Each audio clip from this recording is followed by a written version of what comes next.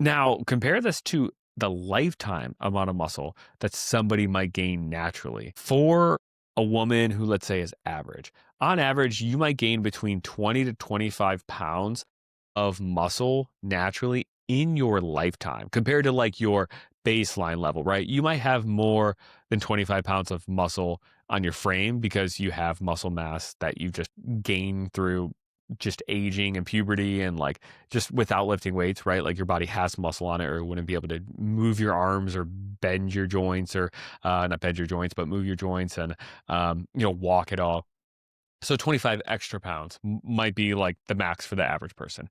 For somebody who is genetically gifted, that goes up to maybe 25 to 30 pounds of muscle gain in a lifetime. And then for somebody who's like in the very like top, maybe 1% of genetics, they might gain about 35 pounds of muscle in a lifetime, as a woman. So she apparently gained 35 pounds of muscle in 3 months when that's like the lifetime amount that a woman might gain. All right. We should be recording now, live, ready to go. So hopefully you guys are having a great Wednesday. Man, I feel like it's been a while since I've come on here and talked live with you guys. I've just been really busy the past month or so, doing a lot of stuff, client work, obviously having 3-month-old, baby Isla here too. Super busy there, and just a lot of stuff going on. Like we've had weddings, we've had Friendsgivings, we've had our son Aiden's 3rd birthday party this past weekend, which was a lot of fun. So just really busy. And I also like to take like the end of this year too, like November and December, to try to at least slow down a little bit when it comes to just like the social media stuff a little bit if I can, and going live on here just to kind of like reflect on, okay, how did the past, 10 months go? How did the past year go? What ways did I improve as a coach, as a leader, as a father, as a husband?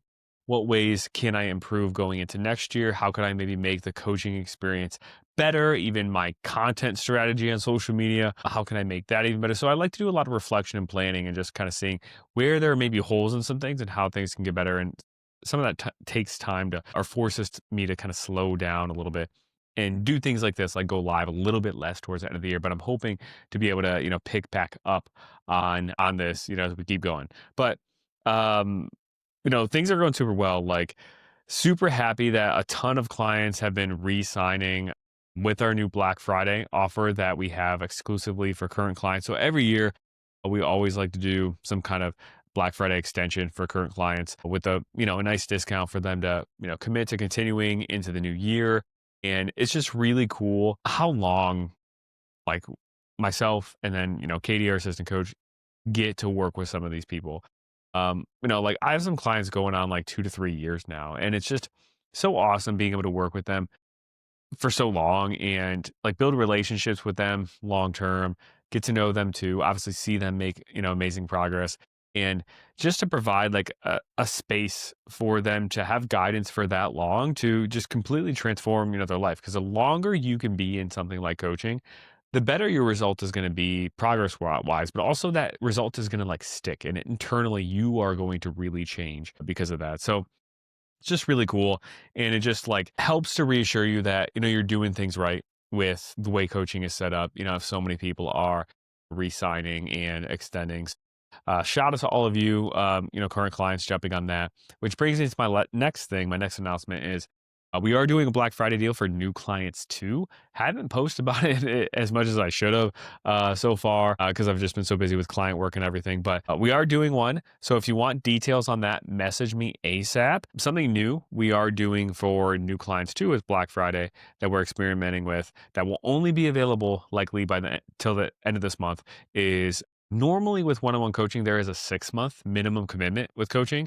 But for Black Friday, we are playing around with a 3-month minimum commitment with coaching. So a little bit smaller of a commitment. So if you've ever been on the fence and are curious about starting, but maybe the 6-month commitment has kind of scared you away, that is an option too. And with the Black Friday deals too, I'm always somebody who's going to be a proponent of, okay, get started, as soon as you can. Don't wait until the new year to get started because that's just delayed time that you could be making progress with, you could be learning with, you could be building a skill with. And plus the beginning phase, the priming phase that we take all of our clients through, like we're going to be ramping up your calorie intake likely anyway. So like, why not do that over the holidays. So you have all these habits and everything stacked on top of each other to see a lot of success come January and hit the ground running. But with that being said, one thing you can do with a Black Friday discount is you can secure your discount now and delay your start date if you really want to wait until January to start. Like, let's say you have, vacation for a few weeks and you're going to be out of the country and you're like, okay, I'm missing a few weeks.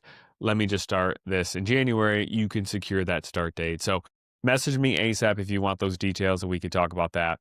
Another update, last update before we dive into this topic is I have currently been on a fat loss phase myself over the past like 3.5 to 4 weeks, and it's been going super well. I'm down roughly about, I believe, like 8 or 9-ish pounds so far, and it's been pretty like I don't know how to explain it. Like it's been tough for sure. Like I am definitely feeling the hunger a little bit in this fat loss phase because I am being a little bit more aggressive than what I've typically done in the past, just to kind of experiment, right? Like me being a coach, when I go through my own fat loss phases, I do like to experiment with things a little bit to see, okay, like this approach is working. How will this make my body respond? And not everybody's body responds the same. So I can't just take that information and think, okay, now all of our clients are going to respond this way too. But if I see similarities in how certain people's metabolisms maybe adapt or not adapt, I can kind of translate that to, what I've done.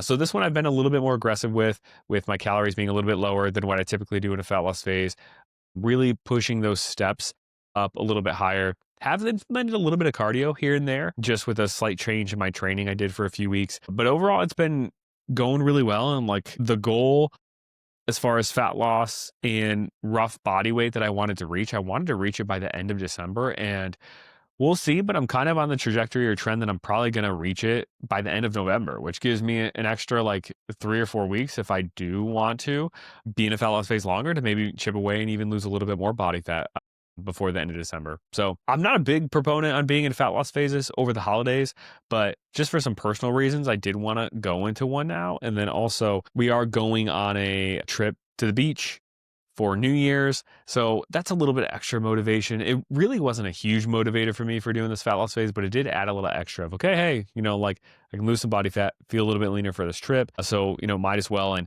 it's been one of the most, I don't know, not easiest fat loss phases I've done, but I feel like I'm in such a good groove. Like my breakfast is the same every morning. My lunch is always a handful of 3 meals that I've prepped in advance that are always around 500 calories and 50 grams of protein. And then my dinner, I have a handful of dinners that I just have been kind of rotating through that are all around 600 to 700 calories and around 50 grams of protein. So at the end of the day, like if I have that breakfast, I have that lunch that I previously prepped, I have one of those handful of dinners, like I'm going to have enough calories for like a 200 calorie snack at the end of the day too, which is usually like a small bowl of cereal.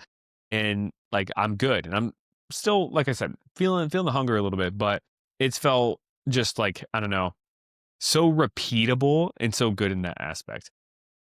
Oh, enough with the updates. Let's dive into what I wanted to talk to you guys about here. So I don't know if you have noticed this or have seen this, but there's this article going around and some posts I saw about a week ago about Sydney Sweeney.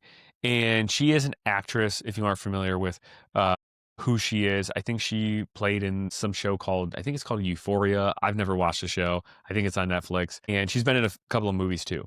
But Sydney Sweeney apparently has gained 35 pounds of quote unquote muscle, which we're going to talk about in preparation for this new movie she's doing called Christy. It's apparently a movie about a professional boxer. I don't know the necessarily plot. I just know it's about a professional boxer. So she essentially gained 35 pounds for this role to like look the part and be in better shape for this role. So some things that she did, according to this interview that she did, was she was training, I think, for like 2 to 3 hours a day with boxing and then also doing, I think, a second workout of lifting weights multiple times a week too. She was apparently eating lots and lots of protein, having a ton of protein shakes, and eating a lot of calories too. I think she was talking about in one of the interviews, she was eating like burgers and pizza, which is stuff she normally, I guess, eats. But now she's eating a larger portion size, multiple slices of pizza and this and that to, put on this weight. And she did this in about 3 to 3.5 months, it sounds like, in a few months of a time frame. She gained 35 pounds for this role. Now, this isn't supposed to be like a talk about Sydney Sweeney necessarily, but things I loved about this and the article and her interview. And then I'm going to get to things that I didn't love about it afterwards. So, number one is thing that I loved was that she talks about how good she felt like working out, training, lifting weights, and eating so many calories. So many women, when they decide to like get in better shape or get into the gym, do it with the mindset of, okay, I'm going to start working out and I'm going to do only cardio and not lift weights. And I'm going to eat as few of calories as I can to try to get smaller and shrink my body. So it was really cool to see, her do the opposite, right? Like do more intense workouts where she's using heavier weights to get stronger. And also, probably the bigger thing is her eating so many calories, right? She didn't state that she was tracking her calories and knew exactly how many calories she was eating, but I'm assuming she was definitely feeling, the effects of if she truly gained 35 pounds in a few months, she would have been probably feeling really full after every single day of eating. Now, with that, like that's an uncomfortableness that a lot of people, especially women, would stray away from intentionally doing, like intentionally eating that much food to gain weight. So I thought it was pretty cool that it just offers a new perspective of, okay, like I'm not going to work out just for the sake of getting smaller. I'm going to work out for the sake of like building my body up and growing my body and actually getting bigger, which is a message I think a lot of women especially don't hear often and aren't encouraged enough of, especially to fuel your training too. A lot of people, I think especially women, will have this idea of, okay, if they're eating more calories than what their body burns, or even the same amount of calories of what their body burns after a workout, then they almost like view that workout as a waste because they're like, well, I just ate up all those calories that I just burned. So like, what's the point? But this is, a different perspective of I want to eat to fuel those workouts. So I'm not under eating and eat maybe even a little bit extra. So I gain weight for that. Right. So I thought that was kind of cool. Another thing that I thought was pretty cool with this, it was just, most people think of getting in shape and they think that it means entirely, okay, losing weight and seeing the weight in the scale come down. Where in this case, she did all of this, the eating, the working out, the lifting to get in better shape. And to her, that getting in better shape was actually gaining weight for this movie. And that's pretty backwards to like what most people think. And I think it's just cool how it kind of goes against the norm of, like I said, what most people view of as getting in shape. And there's a lot of people who getting in shape doesn't mean gaining weight for them. So I'm not saying everybody should be gaining weight in order to get in better shape. But from her perspective, like where she started, like I'm assuming she was fairly lean. She didn't really have that much muscle on her frame. And it was cool to see somebody in that position was purposely eating more food in order to gain more muscle. Things I did not love about this. And I would say it's not really like her necessarily because I did read her quotes from her interview and she did not word it this way. From what I understand from the quotes that I saw, at least I didn't actually watch the interview, but from the quotes, she said she gained 35 pounds in, this time frame. And these are the things she did. But a lot of platforms, especially respectable platforms, were taking this and adding a slight twist to this that just makes this whole thing just like misinformation and not accurate. So a lot of platforms when this initially came out were saying that she gained 35 pounds of muscle in 3 months for her role, quote unquote muscle. And I know it's just like semantics, gaining 35 pounds and then gaining 35 pounds of muscle, but there is a big difference between seeing the weight on the scale go up by 35 pounds versus the weight on the scale going up by 35 pounds of pure, like actual muscle tissue. And these were even like some respectable platforms. Like I think SportsCenter was the first photo that I saw of the headline of Sydney Sweeney gained 35 pounds of muscle for her role.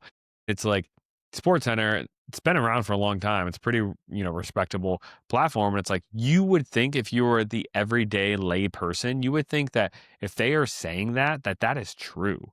But for somebody to gain 35 pounds of muscle in 3 months, like actual muscle, it's not possible. It's not possible by any means. I'm going to go over some numbers as to what is actually possible as far as muscle gain, over that kind of time frame or even longer. But gaining 35 pounds of muscle in 3 months is not possible if you are natural. If you are not natural, if you're taking some kind of steroids, maybe, but even then, like, that is a huge stretch, and that's probably not the amount of muscle even a woman on steroids could gain in 3 months. That would probably be closer to maybe a male, but even then, like 35 pounds in 3 months is a huge stretch. So to just kind of compare this to what like actually is possible naturally. And I think it's important too to go over this. Like, this might seem unnecessary, but I think it is important because if you have the expectation that you could maybe gain 35 pounds of muscle in a few months, you might do some different things versus if you understand, oh, like that's not possible, and maybe only gaining 10 pounds of muscle um, in this time frame is like actually physiologically possible for me. Like, if you're somebody who you are in the position where you feel smaller and you feel like you need to gain weight and muscle, if you're a woman, let's say, exact same position as Sydney Sweeney, and you want to gain weight because you feel like more frail, you don't feel like you have the strength you used to have or that you want to have. If you hear, oh, I can gain 35 pounds in a few months, and you start to see the weight in the scale go up too quickly, actually, but it's on the same pace of 35 pounds in a few months, you might think, oh, I'm just gaining muscle. And you might continue that pace. And then at the end of the 3 months, realize, like, I actually gained a lot of body fat with this. Versus if you have the accurate information, you might realize, if I'm trying to gain muscle, I need to see a smaller increase on the scale if that's the case. So it can change your actions, right? And the way you view things. For a woman that's natural, in your first year of lifting weights, what's average for somebody to gain is between 5 to 12 pounds of muscle in your first year, in your first 12 months. And for men, these numbers are roughly doubled, by the way. Men and women actually gain the same relative percentage of muscle with like an appropriate training program and, nutrition circumstances, like relative percentage wise, based on your starting muscle mass, men and women actually gain a very similar amount of muscle. But men just usually start off with more muscle because of the higher testosterone and, among other things, genetic differences as they grow older and go through puberty, that their absolute muscle gain in poundage is usually more than women, but the relative percentage is the same. But these numbers are usually a little bit doubled for men. But in your first 12 months, you could probably expect to gain 5 to 12 pounds of muscle. In your first 1 to 3 years, that goes down to about 3 to 6 pounds of muscle per year, which is really sad, right? Once you get past that newbie beginner stage, the rate of muscle gain goes down pretty significantly. And then after you've been training for 3+ years, assuming you're doing like proper resistance training, lifting, with progressive overload and everything, that goes down to about 0 to 3 pounds of muscle gain per year. So for men, these numbers are roughly 10 to 20 pounds per year in your first year. From years 1 to year 3, we're roughly looking at maybe 6 to 12 pounds of muscle gain per year. And then 3 years plus of lifting, you're probably looking at maybe 6 pounds of muscle gain at the most, maybe between 3 to 6. So those numbers go down significantly, but totally different, right? The max amount naturally is probably 12 pounds on average, for women. That's totally different than somebody gaining 35 pounds of muscle in 3 months. Now, compare this to the lifetime amount of muscle that somebody might gain naturally. For a woman who, let's say, is average, on average, you might gain between 20 to 25 pounds of muscle naturally in your lifetime compared to like your baseline level, right? You might have more than 25 pounds of muscle on your frame because you have muscle mass that you've just gained through just aging and puberty and like just without lifting weights, right? Like your body has muscle on it or it wouldn't be able to move your arms or bend your joints or not bend your joints, but move your joints and, walk at all. So 25 extra pounds might be like the max for the average person. For somebody who is genetically gifted, that goes up to maybe 25 to 30 pounds of muscle gain in a lifetime. And then for somebody who's like in the very like top, maybe 1% of genetics, they might gain about 35 pounds of muscle in a lifetime, as a woman. So she apparently gained 35 pounds of muscle in 3 months when that's like the lifetime amount that a woman might gain. So obviously these are all averages and everything, but it's just wild, the difference, right? And it's like the extra poundage that she probably gained, right? Maybe in the first, 3 months of training, maybe she did gain, maybe on the higher end, maybe she gained 5 pounds of muscle, let's say, in her first 3 months of lifting weights, training, those extra poundage is probably just glycogen and water, not necessarily muscle mass, probably some body fat that was kind of spread around her body that might not necessarily look like body fat, like it might have been stored in certain places that looks like muscle actually, but probably some of that too. Also, when you start working out, you see an increase in blood volume, which might increase your body weight a little bit as well. Also, inflammation too. When you start working out pretty intensely, especially regularly, your body's always a little bit inflamed, like your muscles are, which is like a good inflammation. Like that inflammation in your muscles when you're working out causes the recovery process to take place, which then causes, muscle to be gained over time and the adaptations that we want. But there is a little bit of inflammation in there, and that inflammation comes with some extra water retention, which is why, like with clients, whenever they have a really intense training week or a really intense training session, it's really common actually to see the weight in the scale be up 1 or 2 pounds. I've had a lot of clients who have done like long bike races or marathons. And it's really common to see the weight in the scale be up by a couple of pounds after those events, even though they burn so many calories during it. But just because of that inflammation and that extra water retention, I myself have noticed this time and time again with my own training. When I do have really intense training weeks where I'm really pushing the weight and lifting heavy, and I'm feeling really sore afterwards, like I do see a little bit of a spike on the scale by a couple of pounds because of that. So that's really common too. Also, if she is eating more food, she's going to have more food flowing through her digestive system, just that's being like digested and broken down. And she's also going to be storing more carbohydrates in her muscle, which is called glycogen, and that's going to be used for her workouts. But because she's eating so much, she's replenishing that over and over too. So from just your gut content or the content in your digestive system flowing around, plus like the glycogen being full, that could easily be an extra like 3 pounds of weight someone could hold on to at any given point. That's not actual muscle mass, but just because of those things. So the weight she gained was likely a combination of all of those factors. Did she likely gain some muscle? I mean, I would say for sure if she was not training at all, now she started training intensely, eating higher protein diet, eating more calories, she likely did for sure gain some good muscle. But gaining 35 pounds of muscle in 3 months, yeah, that willing to bet that did not happen. And it like this isn't to, bash her by any means. Like this is just to point out how companies, organizations, they will over exaggerate things to get more clicks, to get more views. Like, Sports Center posting that she gained 35 pounds of muscle. That's like really shocking. You're like, wow, like let me look into this. And like then you start to think gaining 35 pounds of muscle is possible for me, when it's really not. And this goes with other things too. Like I've seen Sports Center post about certain athletes being like 2% body fat. They're like, oh, this so-and-so got tested their body fat level and they were 2%. People are not walking around at 2% body fat. Even the most extreme bodybuilders, they might get to what, I don't know, like 4% body fat, but they are so tired, so sluggish, can barely think straight, can definitely not perform at a level like a professional athlete and actually go out there and play a game. Like you would not have the energy to do that if you were that low in body fat. So I've seen that before too on that end of the spectrum. And the point of this is not to like pick apart what people have said to be like, oh, you're wrong. But it's to just highlight how the media will over exaggerate things and make claims that just really aren't true for clicks, for views. So you have to be really sure about what you decide to believe. And this could be from things like SportsCenter, other media outlets.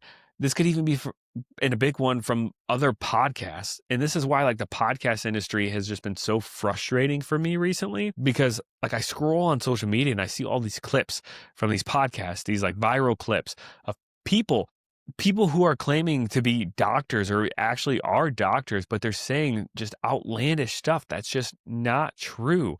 And I scroll on social media and I see other coaches posting things about like, chronic inflammation will stop your fat burning pathway and here's how to like improve this and like that stuff that's just nonsense. And it's so hard for the everyday person to filter through all of this stuff.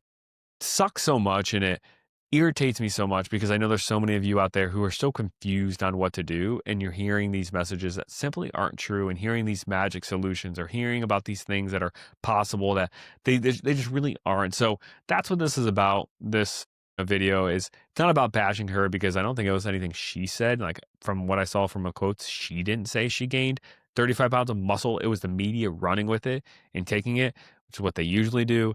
And it's what all these podcast people are doing. And yeah, I'm kind of venting with my frustration with this right now, but just be wary of what you believe. Listen to multiple sources before you believe something is true or something is not true. Get the full picture. And if someone's saying a statement that seems pretty extreme, there's a good chance that it's because it really is. And what they are saying is actually exaggerated compared to the actual truth, unfortunately. So hopefully this was helpful, informative, maybe a little bit fun. Maybe I'll have to pull up some of these like current events to, talk about on the podcast a little bit more often. But let me know in the comments if it was. Message me if you want details on the Black Friday offer. That will be live until the end of the month. So November or December 1st, it will not be available anymore. So let me know on that, and I will see you guys in the next one.